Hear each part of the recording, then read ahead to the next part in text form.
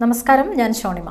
Al Hilal hospitals and medical centres അവതരിപ്പിക്കുന്ന BMC news ലൈവിലേക്ക് സ്വാഗതം. ചരിത്ര നിമിഷത്തിനായിരുന്നു ഇന്ന് ലോകം സാക്ഷ്യം വഹിച്ചത്. അന്താരാഷ്ട്ര ബഹിരാകാശ നിലയത്തിൽ കുടുങ്ങിയ സുനിത വില്യംസും സംഘവും 9 മാസത്തിനു ശേഷം സുരക്ഷിതമായി ഭൂമിയിലേക്ക് തിരിച്ചെത്തി. 8 ദിവസത്തെ ദൌത്യത്തിനായി ബഹിരാകാശ നിലയത്തിലേക്ക് പോയ സുനിത വില്യംസും ബുച്ച് വിൽമോറും അന്താരാഷ്ട്ര ബഹിരാകാശ നിലയത്തിൽ കഴിച്ചുകൂട്ടേണ്ടി വന്നത് 9 മാസക്കാലം. സ്പേസ് എക്സിന്റെ ഡ്രാഗൺ പേടകം മെക്സിക്കോ ഉൾക്കടലിൽ വിജയകരമായി ലാൻഡ് ചെയ്തതോടെ Sunita Williams, Butch Wilmore, Nick Hague, Alexander Gorbunov എന്നിവർ ഭൂമി തൊട്ടു. ഇന്നു പുലർച്ചെ 3:30 പേടകം ഉൾക്കടലിൽ ഇറങ്ങിയത്. കടലിലേക്ക് പതിച്ചതും സ്പേസ് റിക്കവറി കപ്പൽ പേടകത്തിന്റെ അടുത്തേക്ക് എത്തിച്ചേർന്നു. പേടകത്തിനുള്ളിലെ 4 യാത്രക്കാരെയും കപ്പലിലേക്ക് സുരക്ഷിതമായി മാറ്റി. സ്ട്രെച്ചറിലാണ് അവരെ പേടകത്തിനുള്ളിൽ നിന്ന് പുറത്തെത്തിച്ചത്. സുനിതയും സംഘവും ഭൂമിയിലെത്തുന്നതിന്റെ തത്സമയ ദൃശ്യങ്ങൾ നാസ എക്സ് അക്കൗണ്ടിലൂടെ പുറത്തുവിട്ടിരുന്നു.